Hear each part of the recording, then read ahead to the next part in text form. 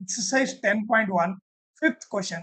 Sides of a triangle are in the ratio 12 is to 17 is to 25 and its perimeter is 540. Okay ಇಲ್ಲಿ ಏನ್ ಕೊಟ್ಟಿದ್ದಾನೆ, ಒಂದು triangle ಇದೆ ಅಂತೆ. ಓಕೆ, ಸೊ ಆ ಟ್ರಯಾಂಗಲ್ ನಾವೇನ್ ಕರೆಯೋಣ, ಎ ಬಿ ಸಿ ಅಂತ ಕರೆಯೋಣ. ಓಕೆ, ಸೊ ಅದು ರೇಷಿಯೋ ಕೊಟ್ಟಿದ್ದಾನೆ. ರೇಷಿಯೋ ಯಾವ ತರ ಇದೆ, 12 is to 17 is to 25. ಅಂದ್ರೆ ಒಂದನ್ನ ನಾನು 12x ಅಂತ ತಗೊಂಡ್ರೆ ಇನ್ನೊಂದನ್ನ ನಾನು 17x ಅಂತ ತಗೋಬೇಕು. ಆಮೇಲೆ ಇನ್ನೊಂದು ಥರ್ಡ್ ಸೈಡ್ ನಾನು ಏನ್ ತಗೋಬೇಕು, 25x ಅಂತ ತಗೋಬೇಕು. ಓಕೆ, ಈ ತರ ತಗೋಬೇಕು. ಈಗ ಆಮೇಲೆ ಏನ್ ಕೊಟ್ಟಿದ್ದಾನೆ, ಇಟ್ಸ್ ಪೆರಿಮೀಟರ್ ಕೊಟ್ಟಿದ್ದಾನೆ. ಪೆರಿಮೀಟರ್ ಎಷ್ಟು ಕೊಟ್ಟಿದ್ದಾನೆ, ಪೆರಿಮೀಟರ್ ಇಸ್ ಈಕ್ವಲ್ ಟು 540 ಅಂತ ಕೊಟ್ಟಿದ್ದಾನೆ. ಓಕೆ, ಆಮೇಲೆ ಫೈಂಡ್ ಇಟ್ಸ್ ಏರಿಯಾ. ಓಕೆ, ಇದ್ರ ಏರಿಯಾ ಫೈಂಡ್ ಮಾಡ್ಬೇಕು. ಓಕೆನಾ. ಈಗ ಪೆರಿಮೀಟರ್ ಅಂದ್ರೆ ಏನು, ಔಟ್ಸೈಡ್ ಬೌಂಡ್ರಿ ಇರೋದೆಲ್ಲ ಆಡ್ ಮಾಡೋದು ಪೆರಿಮೀಟರ್. ಸೊ ನಥಿಂಗ್ ಬಟ್ ಏನ್ ಬರ್ತೀವಿ, A B plus B C plus A C is equal to 540. ಈಗ ಹೇಳ್ರಿ, ಎ ಬಿ ವ್ಯಾಲ್ಯೂ ಏನು 12x, B C value 17x, A C value 25x is equal to 540. Okay, ಈಗ ಇದಿಷ್ಟು add ಮಾಡಿ ಎಷ್ಟು ಬರುತ್ತೆ ನೋಡ್ರಿ, 12 ಪ್ಲಸ್ 17 29, 29 ಪ್ಲಸ್ 25 ಎಷ್ಟಾಗುತ್ತೆ, 54x ಆಗುತ್ತೆ. ಓಕೆ, ಈ ಮೂವರ್ನ ಆಡ್ ಮಾಡಿದ್ರೆ 54x ಆಗುತ್ತೆ, ಈಸ್ ಈಕ್ವಲ್ ಟು 540. ಈಗ ಎಕ್ಸ್ ಈಕ್ವಲ್ ಟು ಏನಾಯ್ತು 540. ಓಕೆ, ಈಗ ನೋಡ್ರಿ 54 ಅಂದ್ರೆ ಲೈಕ್ ಎಕ್ಸ್ ಒಂದೇ ಲೆಫ್ಟ್ ಸೈಡ್ ಇಟ್ರೆ ಇದು ಇಂಟು ಇರೋದು ಈ ಕಡೆ ಹೋದ್ರೆ ಏನಾಗುತ್ತೆ, ಡಿವೈಡ್ ಆಗುತ್ತೆ. 54 1 ಜಾ 54 10 ಜಾ. ಸೊ ಎಕ್ಸ್ ವ್ಯಾಲ್ಯೂ ಏನು 10 ಅಂತ ಗೊತ್ತಾಯ್ತು.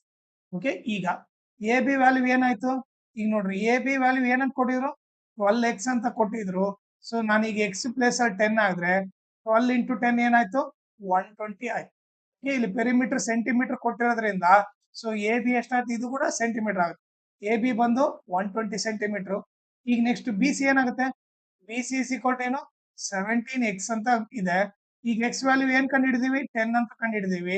17 ಇಂಟು 10 170 ಸೆಂಟಿಮೀಟರ್ ಆಯ್ತು. Next A C is equal to, okay, A C ಏನಿದೆ 25x ಇದೆ. 25 ಇಂಟು ಎಕ್ಸ್ ವ್ಯಾಲ್ಯೂ ಏನು 10, 25 10 ಜಾ 250 ಸೆಂಟಿಮೀಟರ್. ಓಕೆ, ನಮಗೀಗ A B B C A C ಮೂರು ವ್ಯಾಲ್ಯೂ ಗೊತ್ತಾಯ್ತು. ಓಕೆ, ಸೊ ಈಗ ನಾನೇನ್ ಮಾಡ್ತೀನಿ, ಸಪ್ರೇಟ್ ಆಗಿ ಇನ್ನೊಂದು ಟ್ರಯಾಂಗಲ್ ಹಾಕ್ತೀನಿ, ಸೊ ದಟ್ ಈಸಿಯಾಗಿ ಗೊತ್ತಾಗ್ಬಿಡುತ್ತೆ. A B C. Okay, A B ಎಷ್ಟು 120. ಓಕೆ, ಬಿ ಸಿ ಎಷ್ಟು 170. ಓಕೆ, ಎ ಸಿ ಎಷ್ಟು 250. ಓಕೆ, ಈಗ ನಾನೇನ್ ಮಾಡ್ತೀನಿ, ಈ ಕಡೆ ಒಂದ್ ಸ್ವಲ್ಪ ಸೈಡಿಗೆ ತಗೊಂತೇನೆ. ಈಗ ಹೇಳ್ರಿ, ಇದೇನಾಯ್ತು, ಇದು ಬಂದು ಎ ವ್ಯಾಲ್ಯೂ, ಇದು ಬಂದು ಬಿ ವ್ಯಾಲ್ಯೂ, ಇದು ಬಂದು ಸಿ ವ್ಯಾಲ್ಯೂ. ಓಕೆ, ಫಸ್ಟ್ ನಾವ್ ಇವಾಗ ಏನ್ ಮಾಡೋಣ, ಎಸ್ ವ್ಯಾಲ್ಯೂ ಕಂಡಿಡಿಯೋಣ. ಎಸ್ ವ್ಯಾಲ್ಯೂ ಏನು, A plus B plus C whole divided by 2. S is equal to ಏನು, ಎ ವ್ಯಾಲ್ಯೂ ಏನು 120, B value 170, C value 250 whole divided by 2. Okay, ಈಗ ನೀವು ನೋಡಿದ್ರೆ ಇವನ್ನೆಲ್ಲ ಆಡ್ ಮಾಡಿದ್ರೆ 540 ಬರುತ್ತೆ. 540 ಡಿವೈಡೆಡ್ ಬೈ 2. 2 1 ಜಾ 2 2 ಜಾ 4, 1 ಉಳಿತು. 14 2 7 ಜಾ 2 0 ಜಾ. ಸೊ ಎಸ್ ವ್ಯಾಲ್ಯೂ ಎಷ್ಟು ಬಂತು, 270 ಅಂತ ಬಂತು. ಓಕೆ, ಸೊ ಅದ್ರ ಜೊತೆಗೆ ನಮಗೆ ಎ ವ್ಯಾಲ್ಯೂ ಎಷ್ಟು 120, ಬಿ ವ್ಯಾಲ್ಯೂ 170, ಸಿ ವ್ಯಾಲ್ಯೂ 250 ಅಂತ ಗೊತ್ತು. ಓಕೆ, ಇದು ಇಲ್ಲಿ ಬರ್ಕೊಂಡಿರ್ತೀನಿ. ಈಗ ನೆಕ್ಸ್ಟ್ ಇಲ್ಲೊಂದ್ ಸ್ವಲ್ಪ ಸೈಡಿಗೆ ತಗೊಂತೀನಿ. ಈಗ ನಾವು area of triangle formula apply ಮಾಡೋಣ. Area of triangle is equal to root S into S minus A into S minus B into S minus C is equal to root S ಇದ್ದಲ್ಲಿ ಏನ್ ಬರಿಬೇಕು, 270 ಬರಿಬೇಕು. 270 ಮೈನಸ್ ಎ ವ್ಯಾಲ್ಯೂ ಏನಿದೆ, A value 120. 270 minus B value ಏನಿದೆ 170 ಇದೆ, into 270 minus C value ಏನಿದೆ 250. Okay, ಈಗ 270 into 270 ಅಲ್ಲಿ 120 ಹೋದ್ರೆ ಎಷ್ಟಾಗುತ್ತೆ 150 ಆಗುತ್ತೆ. ಇಂಟು 270 ಅಲ್ಲಿ 170 ಹೋದ್ರೆ ಎಷ್ಟಾಗುತ್ತೆ 100 ಆಗುತ್ತೆ. ಆಮೇಲೆ 270 ಅಲ್ಲಿ 250 ಹೋದ್ರೆ ಎಷ್ಟಾಗುತ್ತೆ 20 ಆಗುತ್ತೆ. ಓಕೆ, ಈಗ ನೋಡೋಣ, ಈಗ ನೀವು ನೋಡ್ರಿ ಫಸ್ಟ್ ಏನ್ ಮಾಡೋಣ, ಇದು ಸಿಂಪ್ಲಿಫೈ ಮಾಡೋಣ. ಇದನ್ನೇನ್ 217 ಏನ್ ಬರೀಬಹುದು, 27 ಇಂಟು 10 ಅಂತ ಬರಿಬಹುದು. 150 ಏನಂತ ಬರಿಬಹುದು, 15 ಇಂಟು 10 ಅಂತ ಬರಿಬಹುದು. 100 ಏನಂತ ಬರಿಬಹುದು, 100 10 ಇಂಟು 10 ಅಂತ ಬರಿಬಹುದು. ಆಮೇಲೆ ಈ 20 ಏನಂತ ಬರಿಬಹುದು, 2 ಇಂಟು 10 ಅಂತ ಬರಿಬಹುದು. ಸೊ ಎಲ್ಲ ಇಂಟು 10 ಬರ್ಕೊಂಡ್ರೆ ಈಸಿ ಆಗ್ಬಿಡುತ್ತೆ.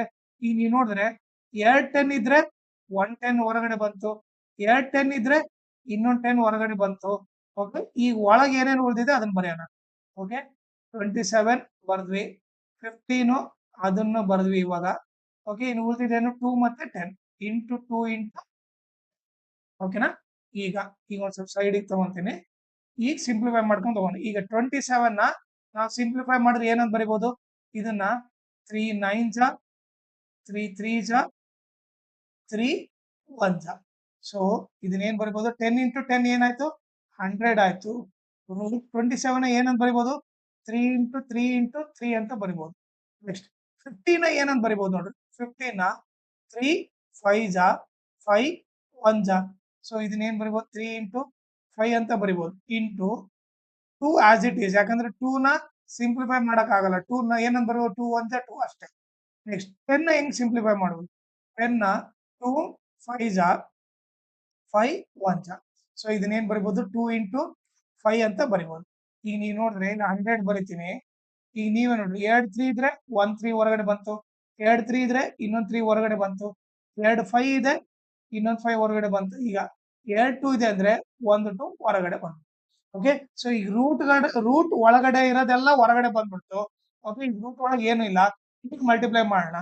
3 3 ಜಾ 9. ಓಕೆ, 9 2 ಜಾ 18. ಓಕೆ, ನೀವು ನೋಡಿದ್ರೆ 3 3 ಜಾ 9, 9 5 ಜಾ 45, 45 2 ಜಾ 90. ಸೊ ನಥಿಂಗ್ ಬಟ್ ಏನಾಯ್ತು, 100 into 90. So nothing but 90 into 100 ಮಾಡಿದ್ರೆ ಎಷ್ಟಾಗುತ್ತೆ, 9000. ಕ್ವಶನ್ ಅಲ್ಲಿ ಅವ್ರು ಏನ್ ಕೊಟ್ಟಿದ್ದಾರೆ ಅಂದ್ರೆ ಸೆಂಟಿಮೀಟರ್ ಕೊಟ್ಟಿದ್ದಾರೆ. ಸೊ ನಾವ್ ಇಲ್ಲಿ ಏರಿಯಾ ಅಂದ್ರೆ ಸೆಂಟಿಮೀಟರ್ ಸ್ಕ್ವೇರ್ ಅಂತ ಬರಿಬೇಕು. ಸೊ ಏರಿಯಾ ಆಫ್ ಟ್ರಯಾಂಗಲ್ ಬಂದ್ಬಿಟ್ಟು 9000 ಸೆಂಟಿಮೀಟರ್ ಸ್ಕ್ವೇರ್. ಇದು ಬಂದು ಆನ್ಸರ್. ಆಮೇಲೆ ಇದ್ರ ಜೊತೆಗೆ ಇನ್ನೊಂದು ಇಂಪಾರ್ಟೆಂಟ್ ಥಿಂಗ್ ಏನಂದ್ರೆ, ಈ ವಿಡಿಯೋ ಡಿಸ್ಕ್ರಿಪ್ಷನ್ ಅಲ್ಲಿ ನಿಮಗೆ ನನ್ನ Instagram channel link, Telegram channel link, ಮತ್ತೆ ಈ ಇರನ್ಸ್ ಫಾರ್ಮುಲಾ ಫುಲ್ ಲೆಸನ್ ಲಿಂಕ್ ಹಾಕಿರ್ತೀನಿ, ಅದನ್ನ ನೋಡ್ರಿ.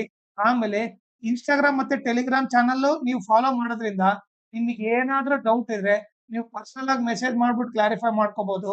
ಆಮೇಲೆ ಏನಾದ್ರೂ ಅಪ್ಡೇಟ್ ಬೇಕಿದ್ರೆ, ಲೈಕ್ ಕ್ವಶನ್ ಪೇಪರ್ ಸಾಲ್ವ್ ಆಗಿರೋದು, ಇಲ್ಲಾಂದ್ರೆ ನೋಟ್ಸ್ ಏನಾದ್ರೂ ಅದು ಕೊಟ್ರೆ ಅಪ್ಡೇಟ್ ಇದ್ರೆ ನಿಮ್ಗೆ ಈಸಿಯಾಗಿ ಗೊತ್ತಾಗ್ಬಿಡುತ್ತೆ. ಸೊ ಅದಕ್ಕೋಸ್ಕರ ಇನ್ಸ್ಟಾಗ್ರಾಮ್ ಮತ್ತೆ ಟೆಲಿಗ್ರಾಮ್ ಚಾನಲ್ ನ ಫಾಲೋ ಮಾಡಿ.